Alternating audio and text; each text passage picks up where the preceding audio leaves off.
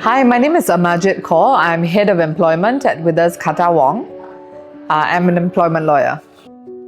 I actively try to use AI both at work and in my personal life because I believe that there are efficiencies which AI introduces that can help us to optimize our output. And I love seeing how it can revolutionize my life. So I'm constantly experimenting with AI to see how I can do better, do faster, and just iterate my processes in a more effective manner. I currently use AI, for example, let's say I'm doing a presentation at work. I've realized that Claude is actually excellent at putting together not just the content, if I give it very clear parameters, but also creating the slides, which I then work on to improve. So as Crystal says, it's the 10-80-10, right? The initial 10 is my effort in prompting so that I control the parameters. The 80% is what the AI produces. And then it's the final tweaking at the end. So the human bookends to the AI. I find that approach very helpful.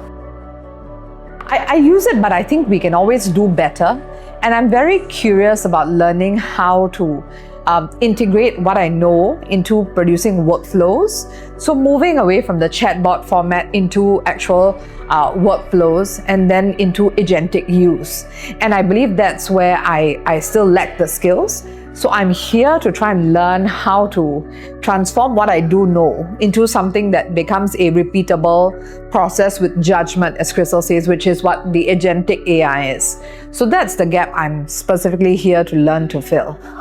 I think it's pretty interesting because Crystal showed us a couple of different formats. One is ChatGPT's own agents, which I've not used. So I'm quite curious to go back and try and see how I can integrate that into my life. As well as I think what is upcoming on Chat, which is super interesting to me, right? Especially when she did the demo of, how some basic input was converted into a LinkedIn post and how the agent just posted it on LinkedIn for her real time. So that was fascinating. I think there are a lot of real use cases that we can apply this to. I think the defining moment was when she did the demo of Chat, where she was chatting with the agent via a voice call. It's almost like having a staff at the other end of the phone, right? And then it goes off and you deploy your agent and it does the work for you. So it's interesting that a machine can replace what we would traditionally rely on other people for. And I think if we have an open mind, that's a defining moment for me because the sky's the limit as to what you can get it to do for you within, of course, the parameters of privacy, confidentiality, etc.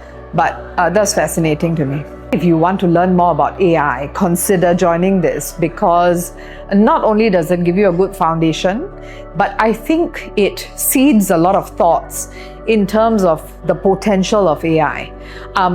What I really liked about it is how to distinguish yourself from the mediocre middle, which is what AI is designed to produce, towards shifting to curated, taste-based output, which reflects your sense of taste. So, what sort of output do you want? Do you want premium output? Do you want sophisticated output? That's where you move from the AI generic output to something that is curated and personalized to your style, your approach.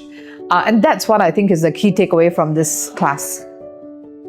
So the one thing I have decided I'm going to go back and do is to spend the time to train my AI of preference, whatever it is, to really understand what my style is so that my taste, my judgment, my curation is reflected in the output. And whether that involves, as she said, chatting with my AI to give it my preferences, or just creating a file with what I like and what I don't like, I think that's going to be the key differentiator. So that's the one thing I'm going to do when I go back.